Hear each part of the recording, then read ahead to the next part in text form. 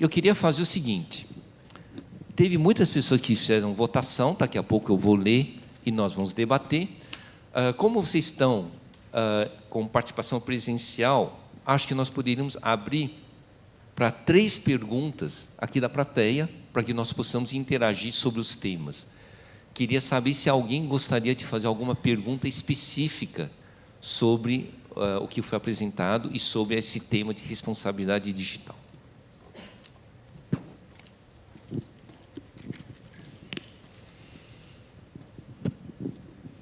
Olá, professor Chau, parabéns, doutor Silvio, doutor Chin. Meu nome é Jimmy, sou médico, trabalho com telemedicina atualmente e numa seguradora de saúde, e tenho alguns pontos em relação principalmente à revogação. Concordo que a revogação gera um vácuo regulatório e que abre possibilidades para fazer uma telemedicina irresponsável. E a desinformação talvez seja o caminho que tenha norteado as definições sobre telemedicina até então, e talvez a própria revogação. Quando a gente conversa com alguns colegas em centro cirúrgico, em hospitais, eu costumo sempre explicar o ponto principal da telemedicina, que, na verdade, é conexão e não isolamento. Principalmente quando a gente fala sobre acesso à saúde. A gente está num país de dimensão continental, cerca de 40 milhões, mas caiu o número de brasileiros que têm acesso à saúde suplementar, e todo o restante da população está, de fato, dependendo exclusivamente do sistema único. Então, quando a gente olha para a telemedicina com o viés que a gente tem praticado até agora, fora desses nossos grupos de discussão, eu entendo que o corporativismo tem prevalecido, e, principalmente, a falta de um olhar para o principal beneficiário, que, no final das contas, é o usuário final, que é o paciente. E, mais do que isso, ao meu ver, a tecnologia ela traz uma desburocratização de acesso tanto para o usuário final quanto para nós, médicos. Eu, o Dr. Chau sabe, não tenho WhatsApp. Mesmo sendo cirurgião, por uma série de motivos que o senhor explicou aqui. Mas, quando, de fato, a gente bloqueia, através do Conselho Federal de Medicina, uma discussão de uma norma, de uma regulamentação que estava num período de vacância, assim como a Lei Geral de Proteção de Dados, onde todas as discussões seriam extremamente necessárias e saudáveis para uma criação de uma regulamentação que atenda, que sirva de linha mestre, eu entendo que o corporativismo falou mais alto, e gostaria da opinião dos 3 palestrantes, por gentileza, em relação a esse momento em que o corporativismo médico prevalece em relação a uma solução que pode trazer uma melhor jornada para o usuário final. Obrigado.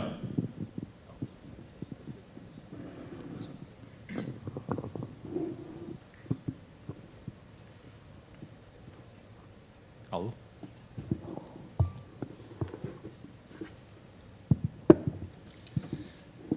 Doutor Jimmy, boas as suas colocações. Eu acho que a grande distorção que houve em relação à resolução 2227, claro, ela tinha suas imperfeições, né?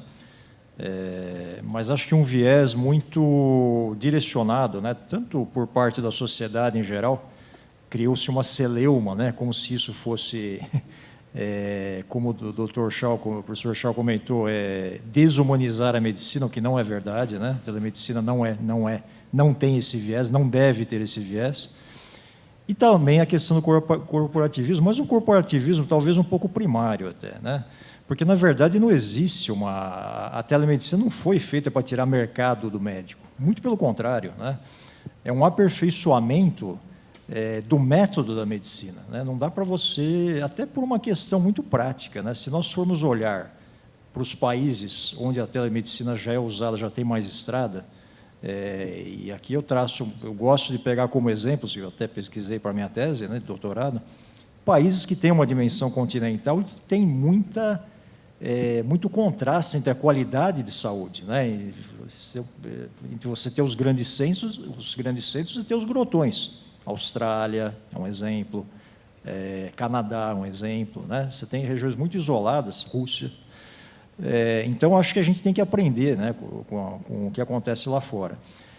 Acho que vai mudar alguma coisa, falando ainda em corporativismo, volto a reforçar a questão do protagonismo médico, que tem que ser mantido, né, tanto em relação aos conselhos federal e regionais, mas também em relação às sociedades de especialidades, né, porque não dá para você generalizar, é muito diferente você praticar uma teledermatologia e uma telepsiquiatria, né?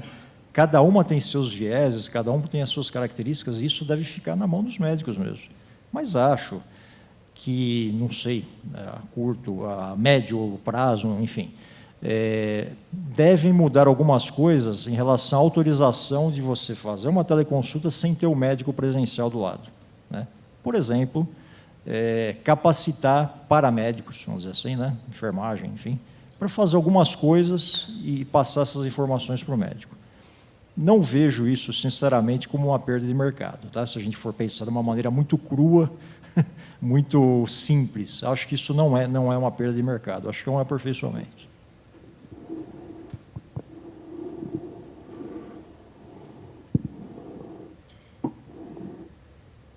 Com relação ao modelo de assistência, acredito que aqui no Brasil nós estamos, eu não diria anos-luz, mas estamos muito defasados. O modelo que ainda se pratica no Brasil é um modelo médico-centrado. E é um modelo altamente ultrapassado. Eu vou citar um exemplo. Você prescreve uma medicação dentro do seu consultório. Você tem meio de saber se o paciente vai tomar a medicação? Não tem. No nosso ambulatório, na clínica geral, nós percebemos que, ao implantar o serviço de farmácia clínica, o paciente passou a aderir muito mais ao tratamento, do ponto de vista medicamentoso. Por quê? Porque a farmacêutica clínica senta lá, elabora uma tabela junto com o paciente, entende a necessidade do paciente, coloca tudo num pill box, e aí coloca manhã, tarde e noite. Tem pacientes que são analfabetos funcionais, eles desenham sol nascendo, meio-dia e à noite. Então, o paciente consegue entender. Médico vai fazer isso? Não vai fazer.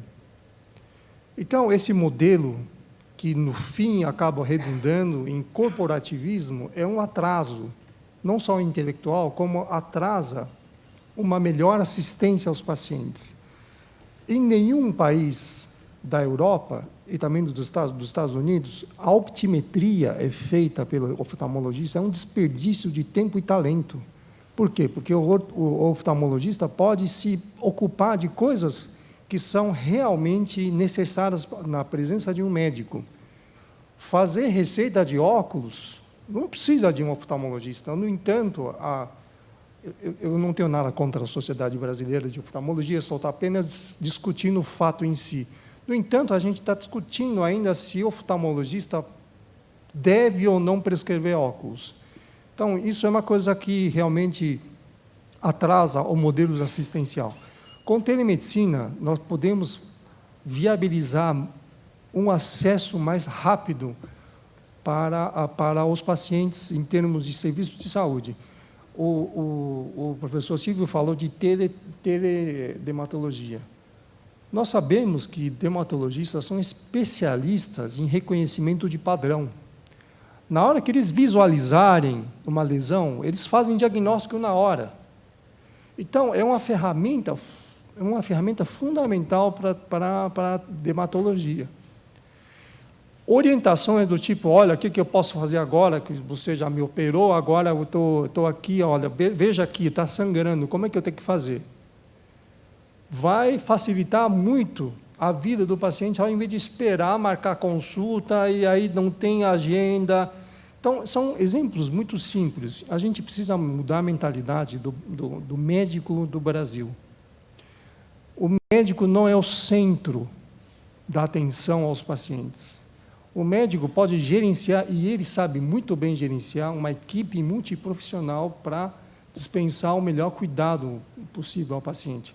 Então, eu concordo com você que a gente precisa rediscutir isso, porque, ao invés de avançar em termos de cuidado, nós estamos tendo um retrocesso. E eu acredito que, além desse corporativismo, porque falar de corporativismo é mais fácil, porque a gente não está acusando ninguém, ao mesmo tempo acusando todo mundo.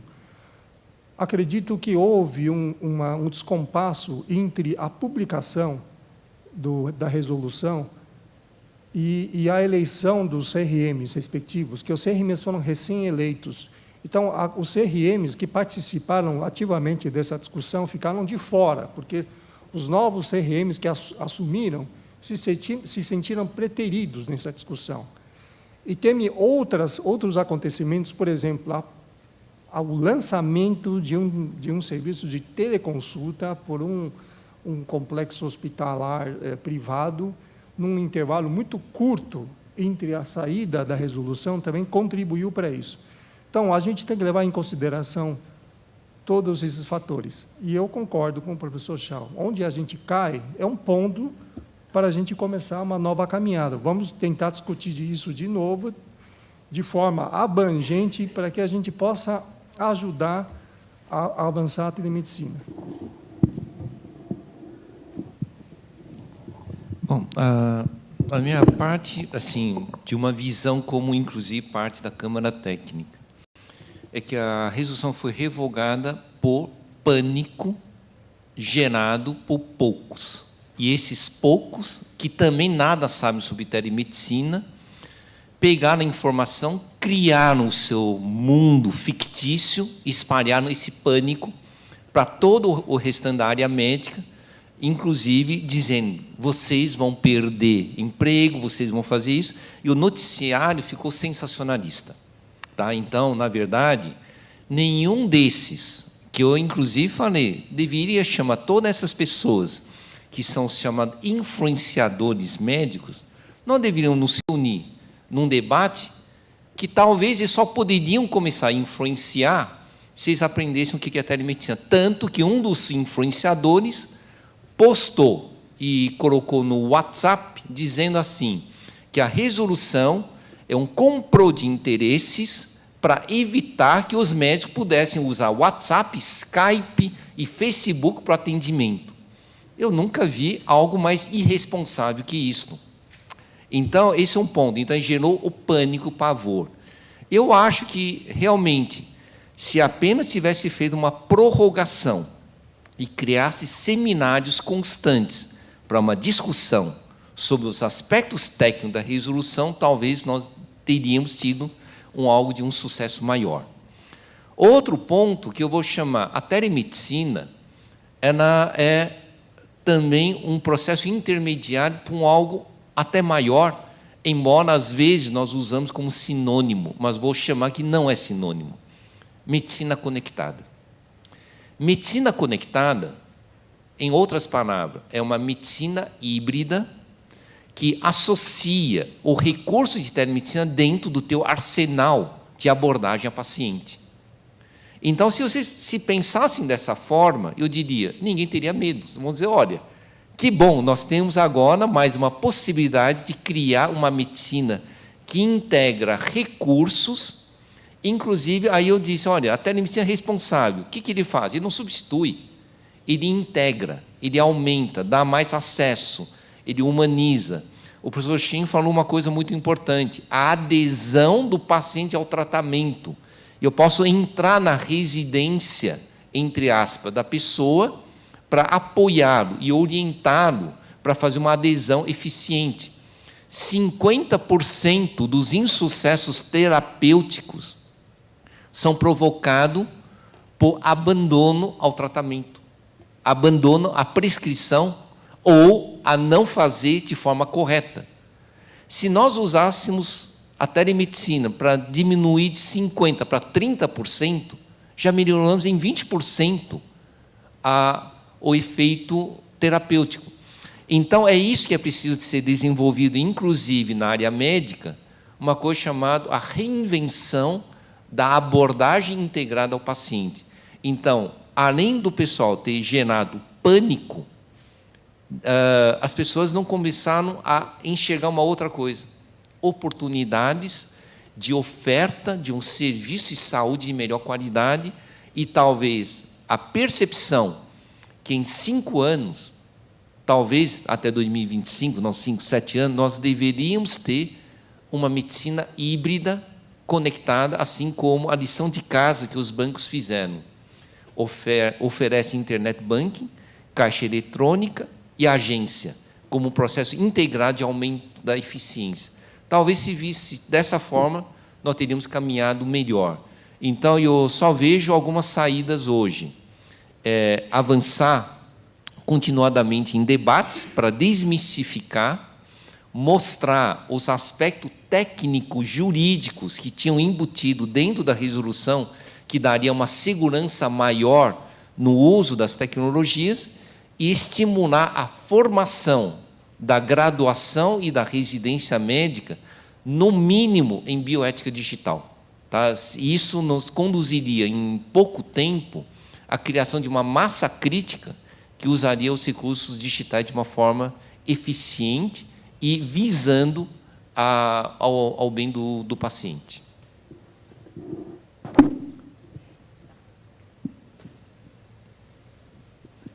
Bom dia, eu sou a Cláudia Catão, meu doutorado é em telepsicologia, no Departamento de Psicologia Clínica da Universidade de São Paulo. O professor Shaw me ajuda desde o projeto de pesquisa, muitos anos atrás. E isso que a gente está fazendo aqui, hoje, pela American Telemedicine Association, é telemedicina. Usar recurso tecnológico, novas tecnologias de informação e comunicação para debater, para cocriar, para aprendizagem, é telemedicina. E todo mundo que está por aí se beneficiando, os 700, estão hoje fazendo aqui telemedicina, telesaúde. Acho importante também que a telemedicina ela é humanizada, ela é inclusiva, ela é respeitosa, ela aumenta o alcance de população que tem um grande gap de não poder ser atendida. Novas tecnologias de informação e comunicação elas foram consideradas pela Organização Mundial da Saúde, pela Organização Pan-Americana de Saúde, como a única ferramenta-chave capaz de reduzir a desigualdade no alcance a medicina de qualidade, a saúde mental de qualidade também. Nós estamos com 11,2 milhões de pessoas diagnosticadas com depressão no mundo. Apenas metade delas conseguiu assistência médica. 82% delas não sabe o que é um atendimento psicoterápico. Então, a gente incluir a utilização de novas tecnologias de informação vai nos ajudar a alcançar as pessoas que não têm podido ter saúde mental de qualidade. Não é qualquer saúde mental. A gente não está falando aqui de oferecer qualquer coisa e nenhuma fala irresponsável que eu escuto muito, que o paciente está sem nada, então qualquer coisa é melhor que nada. Qualquer coisa é muito pior que nada. Prática iatrogênica, irresponsável, por profissionais não capacitados, é melhor não ser atendido. Então, falta o amadurecimento, e vocês estão enfrentando aqui na medicina o que a gente enfrentou na psicologia. Assim que saiu a nova resolução, houve um pânico, porque nós temos mais ou menos 2 tipos de profissionais, sendo um pouco resumida. Nós temos os muito comprometidos, bons profissionais, desinformados, que desesperaram com medo de ser punidos, por exemplo, por usar o WhatsApp, porque descobriram que é crime, descobriram que não podia. Eles não sabiam, e são bons profissionais, eles só não sabiam das regras. E nós temos maus profissionais de práticas mediocrizadas que se sentiram muito ameaçados pela entrada de um recurso tão poderoso. Então, nesse momento, acho que o professor Schalk ele está falando, lutar pela conscientização, acalmar todo mundo que se desesperou, e entender que a nova regulamentação, assim como na psicologia, ela protege os bons profissionais, na medida em que ela dá informação, regula. Então, a gente sabe como usar, sabe o que fazer, sabe o que não fazer. E tudo tem um tempo de assimilação, ninguém sai sendo punido a qualquer momento, de qualquer jeito, não é esse o objetivo. Mas a minha pergunta é parabenizar esse fórum, dizer que esse fórum não é só de bioética em telemedicina, nem é só de legislação em telemedicina, mas é de responsabilidade digital em toda a prática de saúde, não só médica. Se a gente usa o WhatsApp, nós todos já estamos fazendo telesaúde de alguma maneira. Então, nós todos já estamos discutindo responsabilidade digital nas nossas práticas presenciais, porque é um recurso de apoio, mas que precisa ser utilizado, de preferência, em recursos específicos para isso. A minha pergunta é em relação à resolução que foi revogada. Muitos colegas vieram comentar comigo, Cláudia, como é que vai fazer com o psiquiatra? Como é que vai fazer com nós, psicoterapeutas, psicanalistas? Quando a gente fala que vai ser gravado, o paciente superficializa o contato. Ele não fala absolutamente mais nada. Será que, nessa possível adequação rápida, eu espero, e da nova aplicação da resolução revisitada, a gente poderia contemplar algum tipo de exceção em relação à gravação do conteúdo em termos psicoterápicos ou psicodinâmicos? Bom, eu vou falar a minha opinião, depois eu vou passar para os meus demais colegas. Eu sempre falei que a resolução do Conselho Federal era apenas uma linha de orientação e que essa resolução deveria passar para cada especialidade definir o que é válido, não válido, o que é qualidade. Exemplo, a Sociedade de Psiquiatria deveria definir o que é uma teleconsulta, o que é um telemonitoramento e a guarda dos dados, como poderia fazer um registro pericial se houvesse algum problema. Então, a dermatologia não seria igual à da psiquiatria, que não seria igual à da neurologia obrigatoriamente. O que tem é apenas uma linha mestre de robustez técnico-jurídico que depois receberia uma nova camada, que são as customizações feitas por cada especialidade. Essa era uma proposta que nós trabalharíamos, fora mais um outro fato, regiões. Uma região norte e nordeste não obrigatoriamente é igual a sudeste. Então, os conselhos regionais também deveriam olhar para a resolução e dizer, nessa região vamos adequar dessa forma, porém só tem uma linha mestre semelhante, atenuando o que é incompatível. Então, o que você falou é algo muito importante, essa questão. Gravação de vídeos, né? Ou áudio. Bom, ele pode ser utilizado para alguns que preferem, em vez de ficar escrevendo toda a dinâmica da entrevista em forma de texto no prontuário, ele pode preferir transformar em áudio. Mas você fez um levantamento, você fez uma ponderação importante. Talvez na área de saúde mental, isso seja um processo inibitório.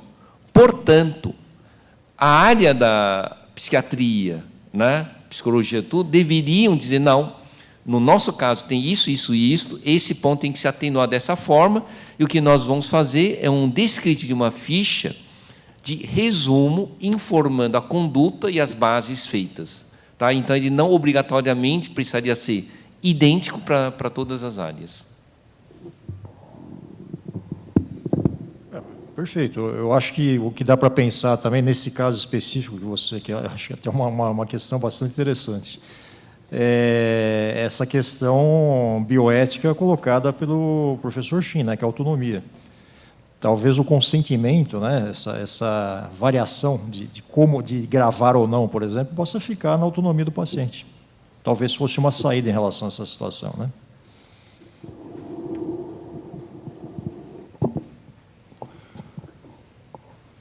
depois que foi introduzido o instrumental da informática dentro do consultório do médico, uma das maiores queixas do paciente é que o médico não olha mais nos olhos do paciente.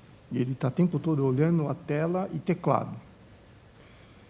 Então, para fazer frente a esse tipo de problema, algumas alternativas têm sido feitas. E, paralelamente a isso, depois da introdução de prontuário eletrônico, quem trabalha em serviço privado, e agora também no HC, né, fica maluco com os MV, TASE da vida, é que um dos maiores burdens de saúde mental para os médicos entram mais facilmente em burnout, graças a esses recursos de informática. Então, por quê? Porque ele fica cerca de 40% do tempo conversando com o paciente, mais de 60% do tempo fazendo parte burocrática, digitando. Nem todo médico teve aula de datilografia. Na minha época, era datilografia, hoje não tem mais. E o médico chega em casa absolutamente cansado. E você perde, na verdade, um contato mais íntimo com o paciente, no sentido de olhar nos olhos. Talvez na telemedicina, na teleconsulta, em termos de saúde mental, você perca esse contato. Mas o recurso que os americanos encontraram é um decodificador de voz. Então, o médico ele vai examinando o paciente, vai conversando com o paciente, ele vai falando, e depois o decodificador transforma em dados escritos. Então, talvez seja um dos recursos que pode ser, eventualmente, sugerido para uma teleconsulta em saúde mental. Alguns pacientes vão preferir, porque é a mesma coisa que se você digitasse ou escrevesse, mesmo durante a teleconsulta, talvez o paciente se sinta mais à vontade de contar as coisas e avisar que não está sendo filmado. Mas, nesse caso, eu acho que a autonomia do paciente e a autonomia do profissional é uma coisa que tem que ser respeitada nesse sentido. Se o paciente fala, não quero que você grave, você não grava. Hoje em dia, o paciente pode chegar e entrar no seu consultório com o celular ligado, e você não sabe. E você está sendo gravado. Isso, e o que nós temos orientado em termos de bioética. Quando entrou o paciente, você já estabelece um acordo. Olha, essa consulta eu não quero que seja gravada. A partir do momento que o senhor começar a gravar a consulta, terminou a nossa consulta, porque terminou o relacionamento médico e paciente, ou profissional de saúde, da área de saúde paciente. Então, esse tipo de entendimento, eu acredito que seja setorizado. Cada setor precisa, ou cada indivíduo precisa ter esse tipo de entendimento com o seu paciente. Obrigado. Então, professores, meu nome é Marcos Mendonça, eu sou médico de família, eu trabalho no Núcleo de Telesaúde do Rio Grande do Sul, ligado à Universidade Federal, e também faço parte da Associação Médica do Rio Grande do Sul. Quero agradecer. A aula, enfim, trouxe várias contribuições positivas dentro do meu trabalho, porque eu já trabalho há 4 anos com teleconsultoria clínica, e a gente nota que é exatamente isso o problema, não necessariamente é o método, né? Porque, querendo ou não, o método à distância já existe há muito tempo com o telefone. Quando o paciente liga para o médico, né, para o médico de família, para o pediatra, dizendo que o filho está com febre, precisa de uma orientação, enfim, já tem uma literatura bem consistente, inglesa, que mostra que qualquer orientação que é dada médico-paciente é uma orientação médica, e isso pode se caracterizar por uma consulta.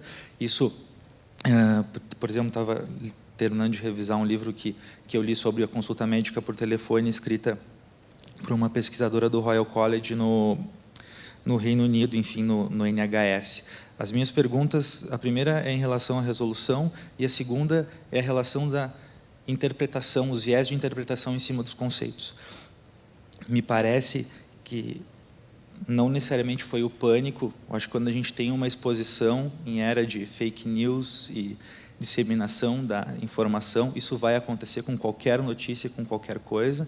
Então, acho que a gente tem que cuidar da maneira com que a gente absorve o que foi o pânico. A gente está falando de uma resolução que, por mais que tenha sido criada para ser uma carta mestra, assim que nem o professor disse, ela é muito superficial, não dá garantia de quando ela ia ser evoluída, dá uma regra única de confidencialidade dos dados, de tecnologias para ser utilizadas, que são caras, que inviabilizam o médico, enfim, comum, vamos dizer, entre aspas, fazer isso, assim como teve vários colegas que tiveram que fazer curso de datilografia. Quem trabalha com telemedicina hoje somos poucos, muitos médicos ainda têm dificuldade de lidar com isso. Eu acho que é muito importante, assim como o professor disse, analisar o contexto, e o contexto é esse. Assim como a gente tem serviços altamente tecnológicos, a gente tem hoje uma medicina muito ainda do século passado, praticada, e se a gente quiser ter alguma modificação política em relação a isso, a gente teria que respeitar esse conceito e ser um pouquinho mais conservador do ponto de vista do estabelecimento da norma. Então, a minha primeira pergunta é, por que isso não foi levado em consideração, né? Eu sou totalmente a favor da telemedicina, mas eu acho que da maneira com que ela foi escrita, ela não levou em consideração esse contexto. Eu já lendo a resolução, a gente já sabia que esse pânico ia ser causado, enfim, que a resolução acabou sendo revogada, como a gente, lendo ela, saberia que ela seria revogada de qualquer forma. A segunda é em relação ao conceito, né? O conceito me parece bem objetivo. Isso significa que, no momento que eu utilizo um recurso de tecnologia interativa, e aqui o WhatsApp não necessariamente é uma mídia social, e sim é um método de troca de mensagens, assim como o telefone celular, uma ligação, enfim. Então, se a gente está utilizando isso com métodos seguros, e aqui não tenho dúvida que o cerne da questão é essa, né? Como que é feito o contrato dessas tecnologias com médicos e pacientes, qual é a confiabilidade desses dados mais profundos, enfim. Mas no momento que a gente deixa um método bem estabelecido, e isso é regra básica, né? Os médicos que são menos processados são aqueles que têm uma boa relação com os seus pacientes e que têm métodos bem estabelecidos, onde a pessoa ela sabe aonde que ela está lidando, enfim, em relação a isso, né? Então, no momento que eu tenho o WhatsApp com regras bem estabelecidas, ou, por exemplo, o próprio serviço do telesaúde, né, que o professor trouxe a crítica da teleconsultoria, é um serviço que tem uma confiabilidade de dados. Isso quero garantir para o senhor, professor, e quero convidar o senhor a ir lá a Porto Alegre conhecer o serviço para entender como esses serviços são muito bem guardados e bem tratados, né, os dados desses pacientes e dos médicos. Com certeza eu posso dizer, professor, que é telemedicina e ainda responsável, porque se utiliza a medicina utilizando recursos de tecnologias interativas de maneira responsável com os seus pacientes, né? Então, a gente tem conceitos bem objetivos, mas quando a gente quer, a gente acaba interpretando elas de maneira diferente. Então, a minha pergunta é por que a gente acaba fazendo isso, né? Para fechar, dizer que, assim como eu uso uma política pública do Ministério da Saúde e ofereço preservativo de graça para as pessoas e faço um comercial, eu dizer que eu tenho um serviço que é gratuito para médicos, que pode ampliar o acesso e a resolvibilidade do paciente, e eu posso divulgar isso. Eu também posso dizer que entregar camisinha de graça é uma maneira comercial de lidar com a promoção à saúde. Então, é muito tênue, assim, até onde a gente vai com a interpretação daquilo que me parece bem objetivo. Essa é a minha pergunta. Mais uma vez, obrigado, enfim, né? Bom, eu acho que a primeira coisa, que a nova resolução, não tinha que ser revogado, só teve um único problema: teleconsulta. A discussão só teve na teleconsulta e num item. Na outra ponta pode ter um profissional de saúde. Se não fosse isto, não haveria nenhuma discussão. Ninguém estava discutindo sobre interconsulta, telediagnóstico, telemonitoramento, teletriagem, nenhum outro. Então, só tinha um único foco, que é, agora, pode haver uma consulta direto do médico ao paciente, isso quebra a relação médico-paciente, e, do outro lado, não precisa ter médico. Toda a discussão foi baseada nisso. Portanto, foi algo equivocado. Se nós tivéssemos colocado todo paciente poderá ter serviço de telemedicina sendo direito dele também optar pelo atendimento presencial, se assim ele desejar. Se você só fizesse isto, eu diria, olha, estava resolvido. Porque a preocupação de que gestores ou diversos lugares iriam substituir a consulta presencial pela conectada desapareceria. Porque o paciente pode dizer, eu quero, assim, você pode querer pagar tua conta de luz e conta de água no caixa de um banco ou usar o internet banking. Você tem esse direito. Talvez são pequenos detalhes, tá? Então, ninguém discutiu nenhuma outra parte, exceto isso. Então, eu acho que era uma questão de uma discussão, e, novamente, todo mundo que interpretou de outra forma deveria vir conversar. Um deles, eu acho que uma das críticas foi sobre agora estão autorizando a fazer cirurgia à distância. Aí eu disse, aonde que está? Olha, o que estão exigindo não existe no Brasil. Eu falei, perfeito, já está proibido. É isso que vocês não entenderam. A garantia da segurança para fazer a telecirurgia não é uma tecnologia existente, automaticamente está proibido. Ou você alcança esse nível de excelência, ou não alcança. Então, é uma interpretação puramente equivocada, porque não se avançou no que se está pensando, porque a telecirurgia talvez venha a ser uma realidade em 2022. Não hoje, 2019. Portanto, já automaticamente estaria proibido. Tá? Então, esse é um ponto.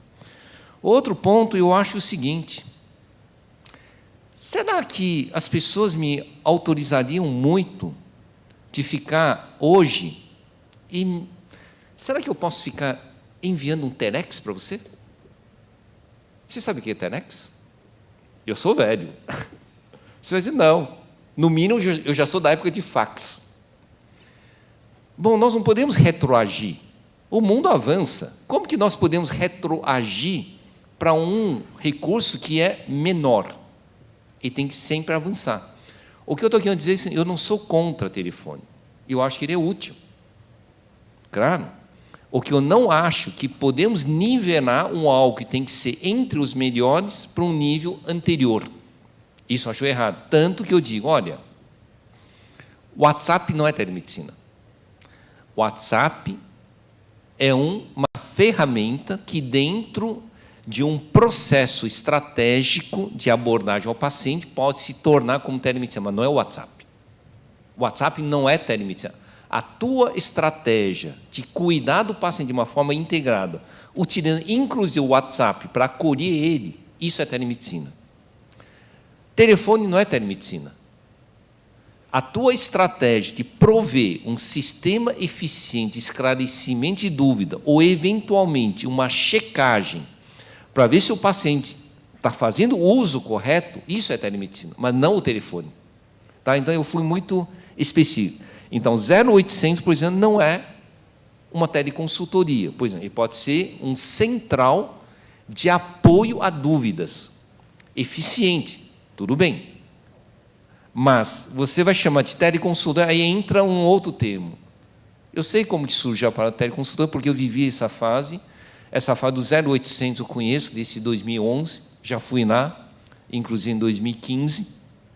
Eu conheço, talvez ainda um pouco mais nos primórdios. Eu não estou questionando se ele é importante ou não, assim como um centro de orientação à intoxicação por telefone. Se você me perguntar, ele é importante? Eu acho que sim. Mas, por que não se chama um centro de orientação à intoxicação ou um centro de apoio à decisão? Não chama isso de telemedicina, porque, caso contrário, qualquer um... Olha, eu conheço Manaus de 2004. Antigamente, sabe como que eles faziam triagem de hanseníase? Escrevendo uma folha impressa com foto. Mandava via carta. Bom, você pode dizer, não, mas isso é um tipo de telemedicina? Pode ser. Tinha sua utilidade? Tinha, porque nem conexão à internet tinha, mas estava fazendo um valor relevante. Se alguém me dissesse, não, mandar carta e foto é telemedicina, eu ia dizer, não, calma, não vamos exagerar. Para a realidade de 2019, isto não é telemedicina. Isso pode ser um central de triagem e de apoio a recursos em locais com recursos escassos. Não estou negando a importância. Tá? Então, quando eu quis dizer o 0800 não pode ser, porque nós estamos sempre nivelando por baixo. É a mesma coisa que eu lançar um serviço de tele-ECG baseado em fax. Muita gente nem sabe o que é fax. Então, isso é retroagir.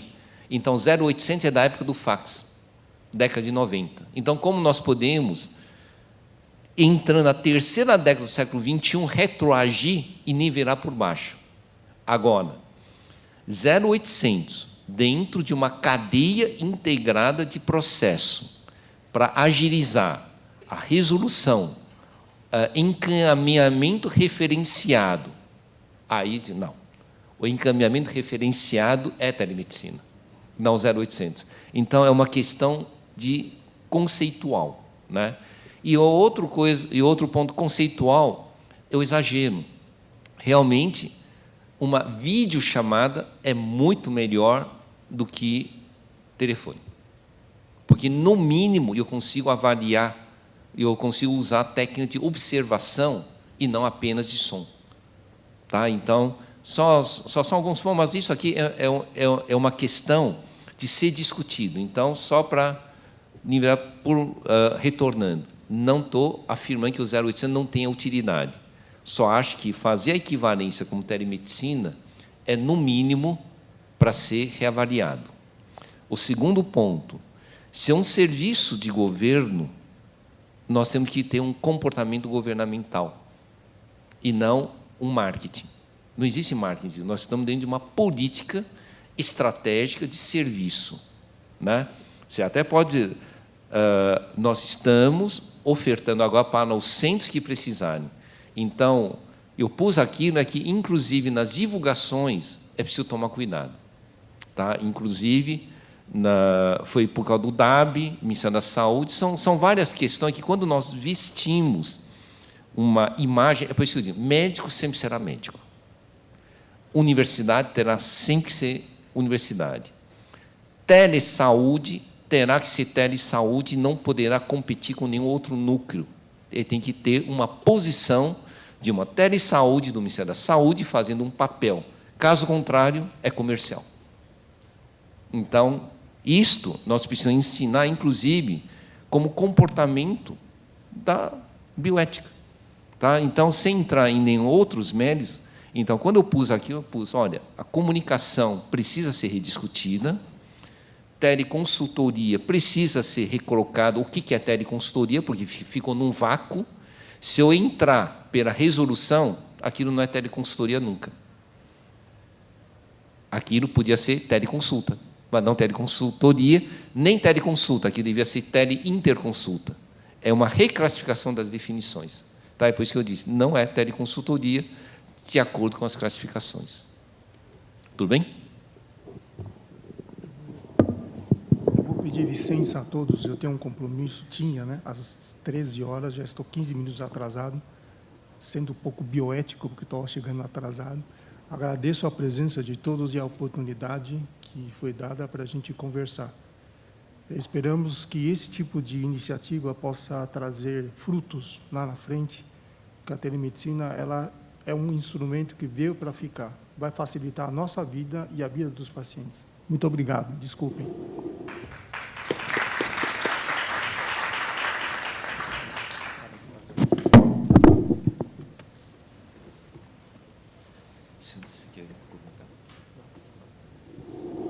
Bom, tem mais. Eu acho que só podemos fazer mais uma única pergunta.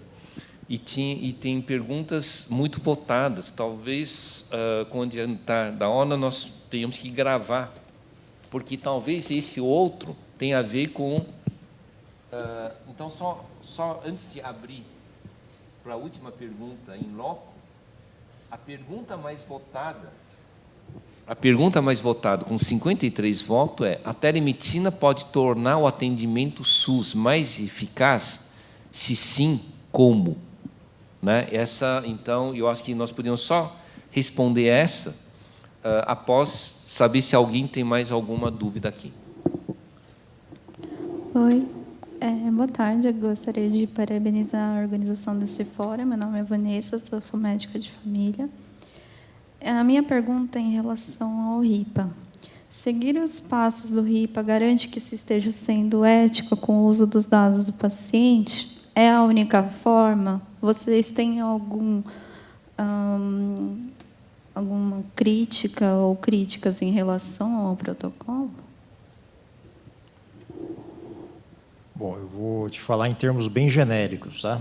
Até pelo adiantado da hora. Mas o norte-americano ele pensa muito em compliance, né? Aliás, esse termo veio de lá, né? Nós, juristas, médicos, sociedade em geral, tá muito na moda esse termo, psicólogos, né? Esse termo compliance. Compliance é você se adequar à norma para não correr riscos legais. Basicamente é isso, né? Você fazer a coisa direitinho, de acordo com uma formatação jurídica bem embasada ou ética bem embasada, para isso não te criar problemas jurídicos ou éticos lá para frente, né? Basicamente, isso é compliance. O RIPA é uma excelente forma de compliance, né? Isso foi pensado, como o professor Shaw falou, em 1996, né? E ainda está up to date, ainda nós podemos usar perfeitamente. Claro, imperfeições existem sempre, né? Se surgir daqui a 2 ou 3 meses uma resolução nova do CFM, certamente vai ser sujeita a críticas. Eu acho que quando você faz uma conformação legal ou ética, você tem que abrir espaço, por exemplo, essa questão que foi comentada, né? Você tem que abrir algum espaço para que haja uma adequação à realidade específica. Por exemplo, a realidade de cada especialidade. Então, é difícil você pensar numa telemedicina de uma maneira muito genérica. Você tem que ter uma formatação legal para que, sim, haja um embasamento que te permita trabalhar. E eu volto a falar, trabalhando com consentimento e com confidencialidade, você consegue lidar muito bem com essa história. A partir daí, você vai ter que ter uma formatação específica. Na teledermatologia, na telemedicina de família, na teleoftalmologia, na teleradiologia, enfim. Então, o RIPA, eu acho que como norma principiológica, como norma genérica, me parece bastante adequado, sim. Bom, a primeira coisa que eu queria dizer é que o RIPA, as descrições que eu coloquei, ele é conceitual. Tudo que é conceitual, ele é mais resistente ao tempo. Tudo que é descritivo tecnológico, ele é perecível. Então, ele diz, olha, você tem que ter um sistema de segurança contra a invasão. Bom, então você vai usar os melhores recursos disponíveis na época contra a invasão. Então, a palavra segurança contra a invasão, ele é válido. Tá? Agora, se a tecnologia de 96 contra ataques tem que ser diferente do de hoje. Então, conceitualmente, o RIPA ainda é uma linha de orientação para não sair do zero. Temos que começar com alguma coisa. E se ele é utilizado ainda em modelos americanos, isso quer dizer que fundamento ele tem. O que nós deveríamos fazer é fortalecer, na verdade, juntamente dentro da ABNT, grupos para definição mais acelerado de qualidade, digamos, focado no Brasil ou em regiões para definir os nossos padrões, mas não reinventando a roda. Analisando o que existe melhor em vários lugares no mundo, para nós tentarmos compilar um outro padrão. E esse papel, talvez, a instituição que poderia ajudar mais é a ABNT, organizando, na verdade, os grupos de trabalho e definindo as normas, sejam tecnológicas ou sejam de processos. Tá bom? Bom, são 1h25, então só queria avisar para todo mundo que está, inclusive, participando de forma conectada, que depois nós vamos responder as perguntas, mas eu achei uma pergunta interessante com 53 votos, que é isso.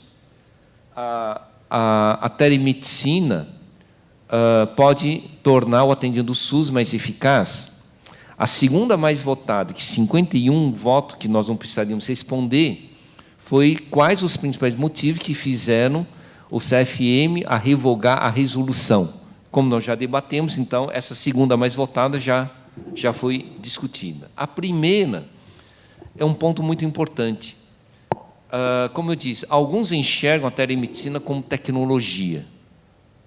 E eu enxergo como uma estratégia de logística de serviço de saúde.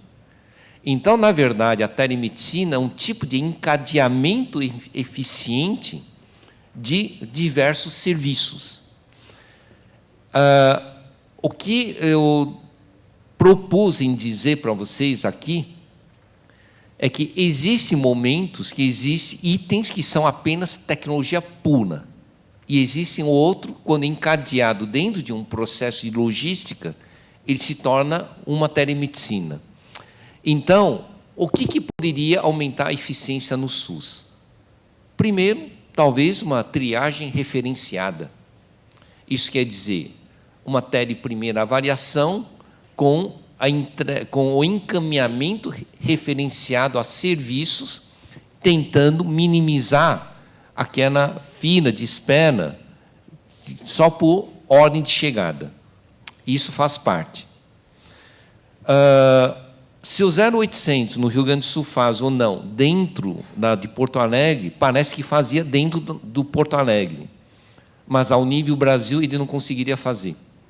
Ao nível Porto Alegre, conseguia diminuir, ele priorizava as situações mais complicadas para ir para uma rede de saúde. Então, vamos supor que isso deveria ser feito em cada localidade, cada região, e não uma centralização. Se você pensasse nisso como uma política de logística, acho que funciona. O segundo, quando você consegue fazer um acompanhamento contínuo dos pacientes para ver a adesão ao tratamento. Quando você consegue dar um feedback rápido para o paciente para resultado de exames. Sabemos que 50% dos exames que são feitos no SUS, ninguém vai pegar o resultado. Por quê? Se ele pega, para que serve? Se não tem um feedback. Então, nesse caso, eu estou dando alguns exemplos. Organizar 10 grandes serviços que retiram uma perda reprimida que se tem hoje, tá? Então, uma teletriagem referenciada, uma telejunta médica, telemedicina. Por que eu usei a palavra? Quando é que foi criado o Programa Telesaúde Brasil Redes? 2011. Eu participei da criação da Telesaúde em 2005. Eu escrevi. Então, conheço toda essa cadeia. Mas se ele é rede, nunca pode ser descentralizado, senão não chame de rede. Então, por natureza, é criação de centros conectados com o mesmo nível de performance, cada um que cuide da tua região. A centralização não é rede. Num dia em que a telemedicina se torna Brasil num único ponto, aí sim valeria a pena discutir a revogação, porque deixou de ser algo de desenvolvimento regional para se tornar um centralizador de saúde no país. Então, todas essas incoerências é que são problema. Tá? Então, se o Programa Telesaúde Brasil Redes se chama Redes, é ao nível estadual e regional. Quem lançar como algo centralizado está errado já. O que pode existir é uma cooperação entre os estados. Isso sim. O segundo ponto, criar uma telejunta médica era interessante. Criar um central de encaminhamento referenciado e um central, exemplo, inclusive, de programa de saúde nas escolas. Se você quer fazer uma prevenção de doenças, então você faz uma prevenção na comunidade e prevenção ao nível das escolas. E assim você pode criar uma cadeia de serviço. Por último, muitas vezes tem aqui um outro ponto. Como é que você convence a enviarem um caso clínico para uma discussão, se você tem 50 fichas esperando para serem atendidos? Às vezes é mais fácil encaminhar. Eu já ouvi pessoas falarem sobre teleconsultoria, dizendo, não, era uma pessoa de saúde da família, disse, olha, eu fiz uma teleconsultoria para dermato, me enviou uma resposta, é tal coisa e não há tratamento. Ele não teve dúvida, encaminhou para o dermatologista e ponto final. Esse circuito de encaminhamento é ruim, então você tem que ter uma coisa chamada acompanhamento referenciado. Isso quer dizer, você faz uma avaliação e vocês vinculam como acompanhamento local, e não simplesmente, não há tratamento. São coisas que eu vejo, são pequenas atitudes que hoje sabotam o próprio sistema. Tá? Então, o melhor seriam as 10 prioridades principais, cria o conceito de trabalho em rede e redistribui os serviços, reduzindo as perdas. Há outro discurso que eu não gosto que usem. Telemedicina reduz custos. Telemedicina não surgiu para reduzir custo. Telemedicina surgiu para reduzir desperdício e aumento de eficiência. Se as duas coisas, o aumento de eficiência e a redução de desperdício, no fim das contas, vai acabar reduzindo custo, isso é uma interpretação final. Mas nós perseguimos reduzir desperdício. É por isso que eu falei, se eu desse um feedback rápido para o paciente sobre o exame que ele fez, o resultado e uma orientação, em vez de eu perder 50% dos exames feitos sem gerar nenhum resultado, eu já teria feito uma grande economia. Tá? Então, para essa pergunta, eu organizaria em articulação, que eu chamei de serviços híbridos. Serviço digital não substitui a presencial. Ele acelera a presencial como uma área de logística eficiente.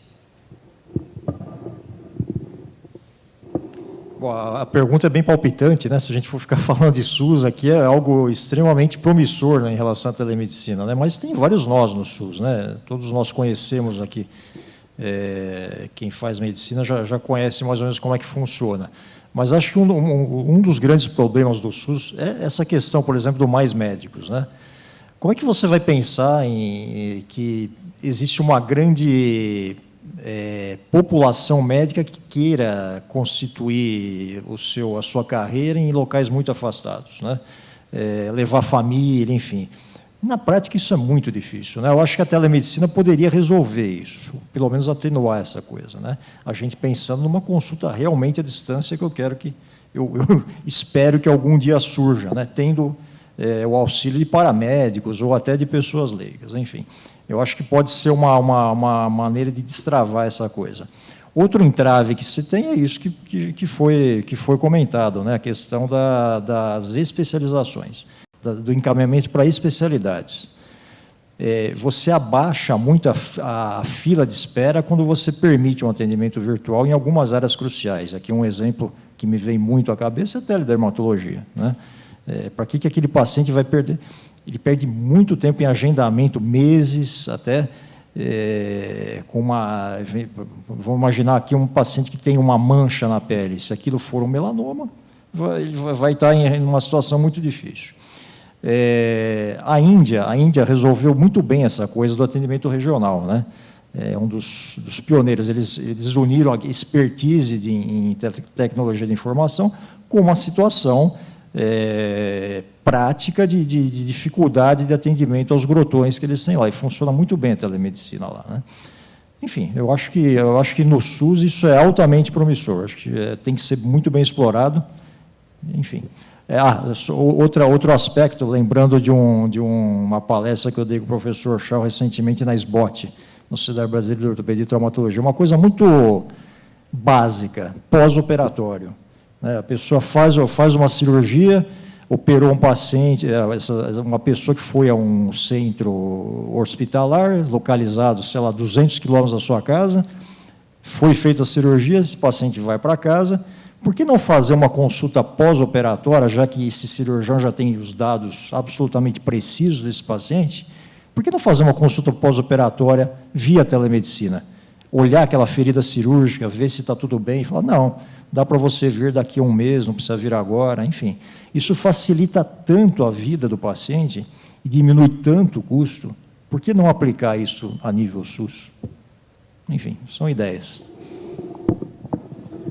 Bom, primeiramente queria agradecer a participação de todos que vieram presencialmente, a todos que estão conectados. Queria também informar que as dúvidas, que tem muitas dúvidas, nós vamos continuar a responder e vocês vão receber mensagens sobre as perguntas que foram respondidas, tá? Outro ponto, a questão da resolução, para quem quiser conhecer, ter perguntas técnicas em relação à resolução 2227, podem postar, nós vamos colocar um votador de dúvida, só para dizer os embasamentos técnicos, jurídicos que estavam fundamentados na resolução, que eu acho que isso é uma forma de desmistificar um pouco da resolução como um algo para liberação de atos médicos ou outros. Então, esse foi um ponto crucial. E que, provavelmente, em algum momento ainda desse semestre, talvez nós façamos um outro fórum, que aí sim a pauta de discussão é um pouco mais complexa. Não é a telemedicina, muita gente diz assim, telemedicina vai tirar emprego. Eu sempre falo, não, a telemedicina não vai tirar emprego. A telemedicina vai reacomodar o fluxo da prestação de serviço, mas não vai tirar emprego. A outra pauta que nós deveríamos discutir, inteligência artificial na saúde. Aí sim, é um ponto que precisaria ter uma normativa e uma discussão, porque até 2025, no máximo, será o dia a dia, inclusive essa questão, por exemplo, de diagnóstico de câncer de pele. No ano passado, estava dando uma palestra na Santa Casa, e o diretor de lá é um amigo meu, desse 94, é um dos maiores especialistas em câncer de pele do Brasil.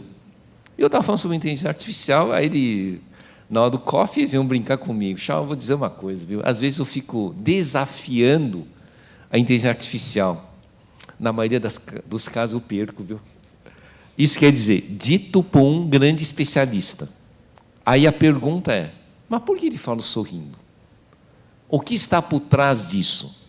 Será que a inteligência artificial pode realmente acabar com o emprego médico, ou ele pode ser o fator de estímulo para uma mudança de patamar de qualidade na área da saúde? Estou falando isso só para vocês, então, lembrarem que talvez nós vamos organizar um outro evento apenas sobre a inteligência artificial dentro do cenário da saúde e dentro desse processo, qual é o próximo passo para os profissionais médicos ou os profissionais de saúde. Então, obrigado, bom fim de semana para todos, e a plataforma vai continuar aberta e vamos estar postando as respostas para as dúvidas. Obrigado.